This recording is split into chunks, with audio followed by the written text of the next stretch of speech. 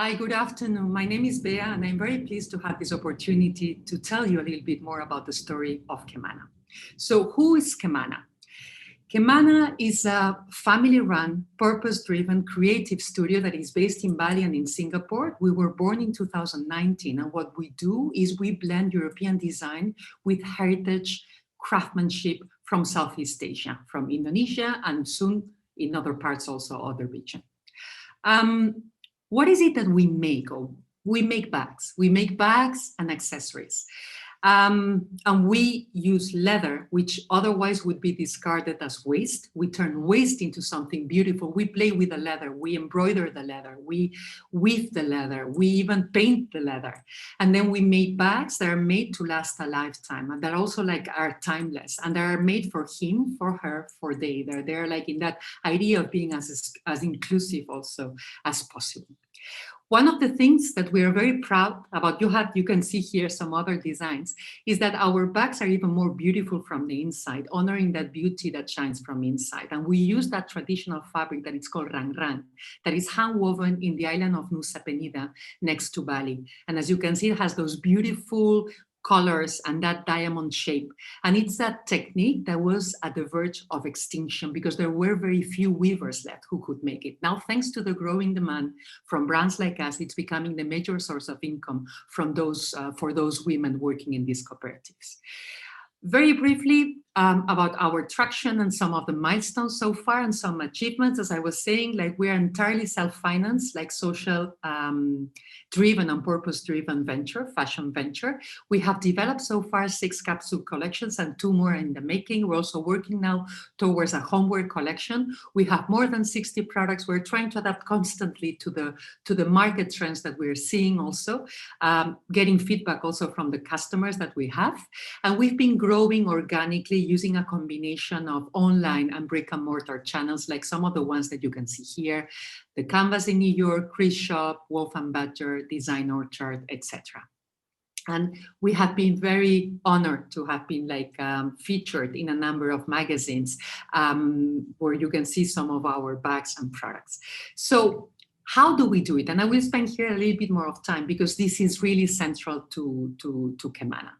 And here you can see some of the artisans we work with. So inside out, as we are saying here, we're a purpose-driven creative studio. And this is something that is very essential to us. As I often say, sustainability is not something that we add to what we do, is something that is part of our DNA. And here you have some of the principles or the pillars that guide our sustainability commitments. So using endangered craft techniques that otherwise, as I was saying, for the weavers would be lost. Working in partnership, we are not a factory-based brand. We work in partnership and fair partnerships with the weaver cooperatives, with 2 foundations in Bali, also with the leather artisans, with the silversmith. We invest back in the community, so we ensure we provide capacity development to our partners, and we also give back 20% of our profits back to the community. Everything we do is locally sourced and handmade, entirely handmade. Everything is natural, and this is something our mantra is back from the earth, back to the earth, so that the leather we use is vegetable tanned using vegetable pigments, and it doesn't have chemicals like chromium. That the tanneries we work with have proper waste and water management systems in place. We're also trying to offset our carbon footprint, and we're trying to become more and more transparent by explaining what we can achieve, what we cannot achieve, because for us, really, sustainability is like a journey. This is a little bit about what we have achieved so far since we were created back in 2019. So when it comes to the people, we work with over 60 Indonesian artisans, 60% of them are women, and we have made an estimation that we have impacted so far about 400 beneficiaries. And as I was saying, we try to give back consistently to the community, and now we're together with the Bali Curator, we're setting up a creativity fund to support local and young talent from the young artisans so that they can also become makers. When it comes to the planet, as I was saying, natural materials, everything is handmade, everything is locally sourced, also trying to offset our carbon footprint, etc. And what sets us apart, as I was saying, is that whole idea of partnerships at local, regional, and global level, together with others to try to contribute to build together that ecosystem of sustainability. So why we do that and what is next for us? And I will finish with this. I will end my presentation with this. We have a vision, and that vision is to start changing the narrative about craftsmanship in this part of the world, because it seems to be quite undervalued. And we want to empower and work together with the artisans to create what we refer to as a new standard of timeless and assuming elegance, proudly and responsibly made in Southeast Asia, and also in full transparency.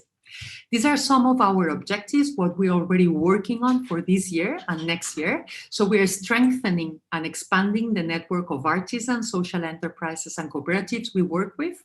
We're trying also to gain traction in the current markets, like in Singapore, in Australia, and we are also trying to expand our presence to new markets, as we have managed to grow our resilient supply chain, and we're able to grow without compromising our values.